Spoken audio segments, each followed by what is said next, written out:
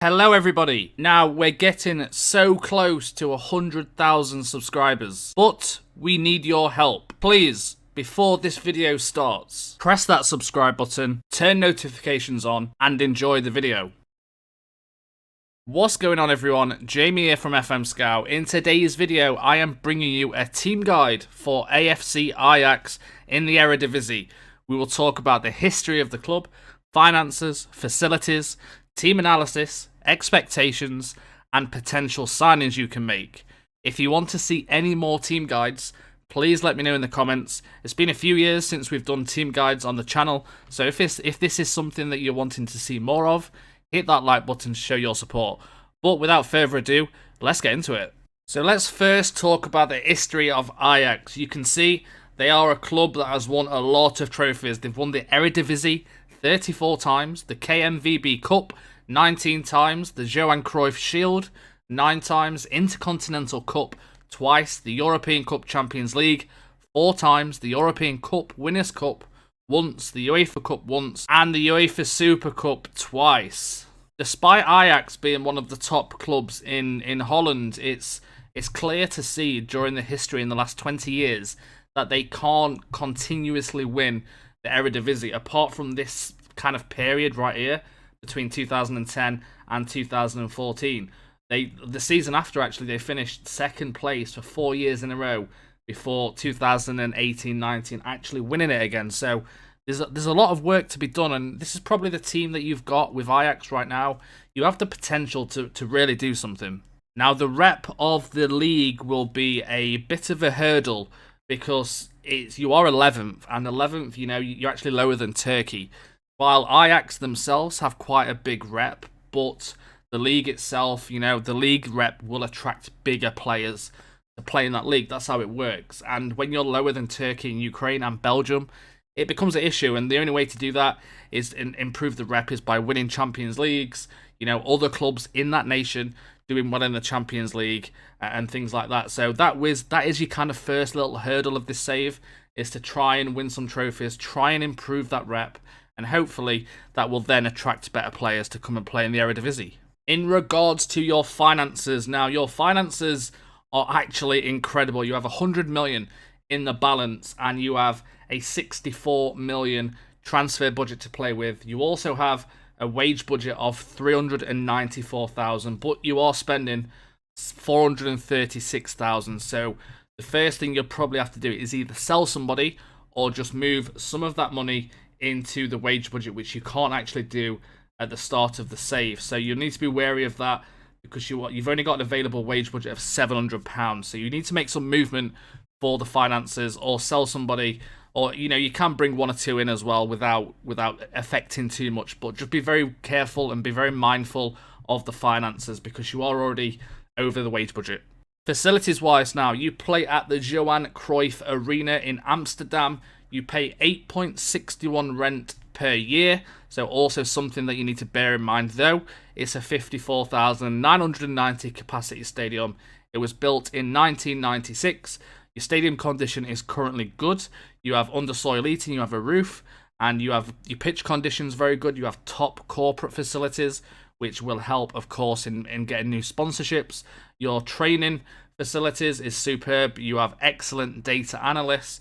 You have superb youth, and you have excellent academy coaching and exceptional youth. The season preview now, and you can see Ajax are predicted to finish first with the current team that they have. So you've got a bit of pressure because you want to obviously finish first.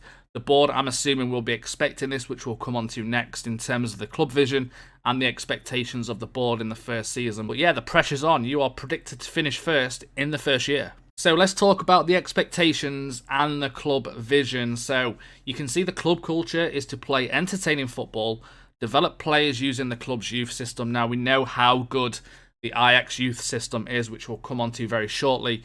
You've got to play attacking football as well. In terms of the 5-year plan, this is what they expect. You to work within the wage budget, which you're already almost failing if you do decide to bring more people in. End of the current season, though, they want to reach the Champions League first knockout round. They want to win the Eredivisie, and they don't consider the Johan Cruyff shell important. So really not that bad. You know, I think you are expected, and you probably will win the league in the first season if you don't mess too many things up. But the Champions League, it's definitely possible to reach the first knockout round. So honestly, the board isn't that bad for the first season. Now, the downside of playing with Ajax is the players and the quality of players that you have lost and will be losing coming forward. You know, obviously, De Ligt, you lost to Juventus for 74 million. You also lost Frankie de Jong to Barcelona for 65 million, which is the reason why you've got so much money in the bank. But they was two of your best players, two of the highest potential players in the game, and it's going to hurt you. You need to replace them somehow. You also lost, obviously, Kasper Dolberg, one of your strikers, and your striker situation, which we'll come on to shortly, is okay, but it's a little bit aging in terms of some of the players. That's something that we need to look at. Hakim Ziyech is another player that you're about to lose, and just look at this guy's attributes. It almost makes me sad, and I'm not even going to do an Ajax save, but if you as an Ajax fan, or you are looking at starting an Ajax save, just imagine joining the save and knowing you've only got another year left to play with this guy. I mean, what would you do? Like, look how good he is. We all know how good Ziyech is in real life and what we've seen on TV, but yeah, it's sad. It's very sad. And obviously you've got Anthony coming in though. So Anthony is a Brazilian 19-year-old, one of the best Wonderkids on the game. So this is something to look forward to at least. He joins on the 1st of July 2020. He can play on the right-hand side. He can also play up front. So it's your decision whether you play him as a winger, as an inside forward, or whether you train him as an advanced forward. It's possible. He's got the attributes for it. I've seen people train him and play him as a striker, and he scores a lot of goals. He could also play and be trained into the attacking midfielder role as well. But yeah, something to wonder and something to think about whether you play this guy as a winger or play him as a striker. So let's start with the team analysis now. Let's have a look who is good, who needs replacing, and where I think you should look at improving. Goalkeepers-wise, you have Andre Onana, who by far is probably the best goalkeeper in the Eredivisie. Though, I mean, he's good enough for the Champions League, but he's not one of the highest potential. So he's not going to turn out to be one of the best goalkeepers in the world. But you can see with his attributes, he looks very good. And he's 23, you know, is kind of a good age, I guess, at this point. Something that you don't necessarily need to worry about too much. You know, if you've got a goalkeeper like this quality, he could probably last a few years with you at least before you start looking for potential. In terms of backup, though, you've got Bruno Varela, who is on loan from Benfica, so something you need to think about at the end of the first season. But for the first season, I think these two players are sufficient enough. So let's start by looking at your left back. So you've got Nicholas, who is by far your undisputed number one. I mean, he's valued at 21 million, 22 million, and yeah, this guy is very strong, and he can do a lot. He's got a few years left in him. You will need to start looking at the potential, which will come into what's in the under-19s at some point on this video. But, I mean, for the first season, second season, third season, this guy should do the job for you. He hasn't got potential. He is already 26, but he will do the job. You've also got Lisandro Martinez and Blind, who can fill in at left-back, as long as kick as well. In terms of the right-hand side, though, your main right-back, you've got, obviously, Serginho Dest, who has got a lot of potential. So whether you want to decide to play this guy from the off, I think that might be the best decision that you'll probably make. He has got potential, and he will improve quite quickly. So apart from that, though, in terms of on the right-hand side, you've kind of got Schürrle who can play there as well, but not that great. And you've got Noussair Mazraoui, who can also play there as well. So you've got two kind of... Yeah, you've got two interesting right-backs. Both of them have got a bit of potential. One has got more than the other, so it's both of them can do the job. That's the main thing, but it's kind of who you decide, what preferences, what tactics you play. They're both wing-backs. They're both complete wing-backs. But yeah, Serginho Dest would be my choice. Now, of course, you lost De Ligt in the summer. So who replaces him? That's the question. Now, you have Edson Alvarez, who is the Mexican player, who was kind of Ajax's marquee signing last summer. And I've known about this guy for years when he was at Club America. We always used to sign him. And you can see he's a natural ball-playing defender, is right-footed, and is a very good option, but he doesn't have the potential like De Ligt did. Now, he is a Champions League player easily, but he's not going to reach the ability that De Ligt had for Ajax. So that's something we need to look at when we look at our potential signings. To play alongside him, though, you've of course got Veltman can play as well. You've got a few good options, and probably Lisandro Martinez would be the other player to play, as he's left-footed and a ball-playing defender. So this season would probably be Lisandro Martinez and Edson Alvarez. On to the midfield now, and I honestly think there's a little bit of an issue with the midfield. I mean, you've got a lot of players here, but a lot of them aren't really natural midfielders. For example, it's saying Ziyech can play midfield. I mean, he can do the job. I mean, the best midfield for me is Van de Beek. You can see this guy is a natural DLP, and we all know Van de Beek is a very good player. Valued at 22 million, and is wanted by a few clubs, so you might have to fight the interest off him if you do want to keep this guy. My personal two options would probably be Donny van de Beek and Razvan Marin. Now, Marin is also a DLP, but he can also play as a box-to-box as well, though you need to watch his tackling. It all depends on the roles. This is why I'm not really going to go through tactics, because you guys will play so many different roles. If you are only playing one midfielder, then Donny van de Beek will be your option, but you do have Ryan Gravenberch as well, who you could play a DLP AP if you wanted to, or you could play a roaming playmaker. But this is the guy that you need to look out for, Ryan Gravenberch. Give this guy some game time as much as you can in the league, because this guy will rapidly improve, and he's one of the best central midfielders on the game. He does get wanted. You can see his 5-star potential. So you've got some great talent coming through, but you really could do with a central midfielder somewhere. And if you are playing the AMC role, for this season at least, you can look at Hakim Ziyech, the guy who is leaving, but you still can use this guy for the season if you are playing the AMC role. You can see the guy will be quality for you this season. It might even help you win the Champions League. You never know. But yeah, there isn't a massive amount of attacking midfielders in the team, especially in the first team. So that's maybe something that we need to look at as well. So for the wingers, the obvious options would be David Neres and Quincy Promes. One, David Neres can play on the left and the right, which is very, very good. He's got good dribbling.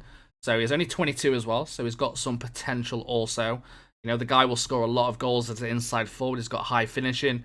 And then you've also got, like I say, Quincy Promes, who can play on the left and the right. So both players are good. They can rotate on each side if they wanted to. And, you know, you could play inside forward on the left-hand side as a right-footed player, which really suits. Is very fast. So you've got a lot of choices in terms of the wing, and it's very good to have. But apart from them two, you don't have many more options. I mean, like I say, you've got Tadic, who can look to play there as well. But like I say, if you've got a striker and you only wanted to play one of them, or one of them was injured, Dusan Tadic could fill in on the wing, on the left or the right-hand side if needed. So you've got a lot of versatility in the Ajax team. That's what I like the most. In terms of your strikers now it's kind of very aging, let's be honest. You've got Ryan Babel on loan, you've got Klasjan Huntelaar, and you've got Dusan Tadic. While Dusan Tadic has probably had the best season last year, currently with Ajax, with the great Champions League run, he is naturally an advanced playmaker on that left-hand side, and he can only play a deep lying forward. So we need to look at a few options to maybe bring in, because these guys aren't going to last forever, and you need to really look at some of these. We'll have a look in the under-19s just to see if there is any potential coming up, but not the best. So in terms of the B team for Ajax, young Ajax, you've got a lot of good players and a lot of potential that you guys probably need to look at. For example, 2 strikers right here who are very good, and 3. You've got Hansen as well, who's more of an attacking midfielder. Though these guys are probably best being left in the B team for a little while. Get them some loans. I'd loan them when they're about 19 if you're not bringing them into the first team. But there's no reason to kind of bring these into the first team as of yet, I don't think. I think just let them play in the B team, let them get some game time. This is if you don't plan on playing them.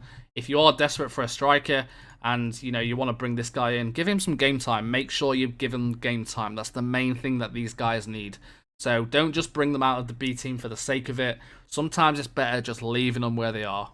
Now, in terms of your under-19, I mean, you guys, look at this. Look at the potential in the under-19s of Ajax. And Nasi Univar is my favourite player on this version of FM.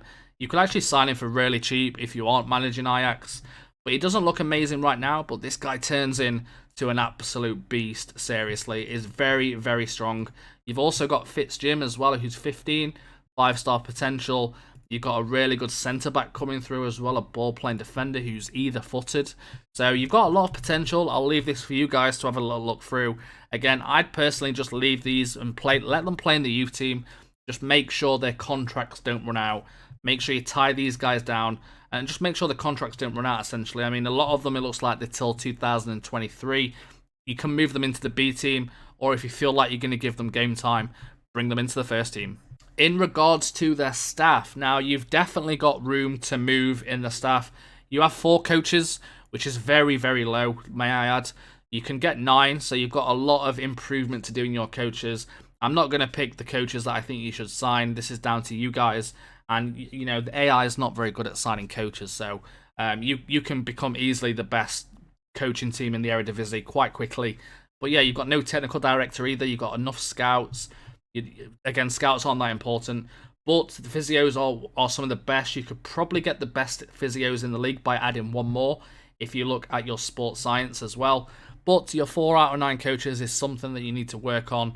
Very, very low in regards to coaching in the league, so it's something that you should address from day one. Okay, let's talk about some potential signings now, and I've put all these in a little shortlist that you can just pause the video now and type them into your football manager. Now, all of these players are actually interested in joining you the first season, though you've only got 64 million to spend, potentially less with the wage budget, so you need to be very careful in what you want to try and achieve. For me, I think the striker situation is something that you need to look at, especially if you use a tactic that has, you know, 2 strikers or 3 strikers. You just can't do it with Ajax, and it's a very aging strikers. So, but you also need to look at some potential, I think, for the centre-back. Now, the first one, Nicola Armani, would be my #1 choice. Now, this guy turns out, for very cheap, to be one of the best centre-backs in the game. Is Italian. If you make an offer for Armani, it's only going to cost you 1.3 million. Now, it obviously has got a fluctuation potential ability, so it could be different on your save. It could look better, but make sure you just have a look. Get a scout report on him, and that will give you an indication of kind of what his ability is based on your team. And again, another one, if you want to look for someone who's Dutch, Rick van Drongelen, who is a very good central defender at Hamburg, is, I think, maybe better than Alvarez, to be honest with you. He's only 20 as well. If you make an offer for him, it's only going to cost you 3.8 million. So that's a very cheap price. And I think this guy, again, is left-footed, is a perfectionist as well, which makes it even sweeter for that price. So definitely look at Rick van Drongelen. In terms of central midfield now, you've got, if you want to splash the cash, I would look at Romario Barro to maybe play alongside Van den Beek. And if you play box-to-box DLP, this is the perfect combination. Honestly, Van der Beek and Romario Barro will cause serious damage in the Champions League in a few years, though this guy will set you back 34 million, so bear that in mind. But yeah, Romario Barro would be my #1 choice for that central midfield if you play 2 defensive midfielders. If you're looking for any wingers, you've got Dembele from Celtic. This guy, though, is not great. I mean, he is good, obviously, but right now he needs a bit of work. So whether you want to spend 18 million on someone who's 16, it's a little bit iffy. Though if you do want some current quality, you could look at Victor at Dynamo Kiev, though the guy will cost you around 30 million as well. In terms of, you've got Antonio Marin on that left-hand side. So if you're looking for a cheaper option, this guy only costs you around 13 million. Antonio Marin, a very good left winger. Again, I did say there's not that much backup on that left-hand side. Again, I was talking about the attacking midfielder. If you do play attacking midfielder, there's 2 guys here who are very, very strong. Lovro, who is Dinamo Zagreb. Look at the guy's attributes. He's only 21 as well. He only costs you around 2.8 million. So if you play attacking midfielder in the first season, obviously you guys know you're losing Ziyech, and this guy could be the sufficient backup to Ziyech in the first season. You've also got Cappy as well. He's only 16, so he needs a bit of work. Though in terms of how much he costs, 6 million for a 16-year-old is a little bit too much, I think, for this stage. You've also got Hadam Halozek, who only costs 1.1 million, and this guy's available from the start for very, very cheap. You can see right here, he only is going to cost around 1.2 million, which is very, very good. And also, so let's go on to the strikers actually. So you've got three options, I think. You've got Lazaro, who turns out to be an amazing striker. I've used him in a Portuguese save, and he is very strong.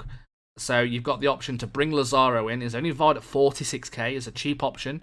He could be tutored by the strikers as well. Only going to cost you 1.2 million. You've also then got the option, I think, to bring in Edouard or Morelos. I think both of them will kind of suit the philosophy of Ajax. They're both relatively young.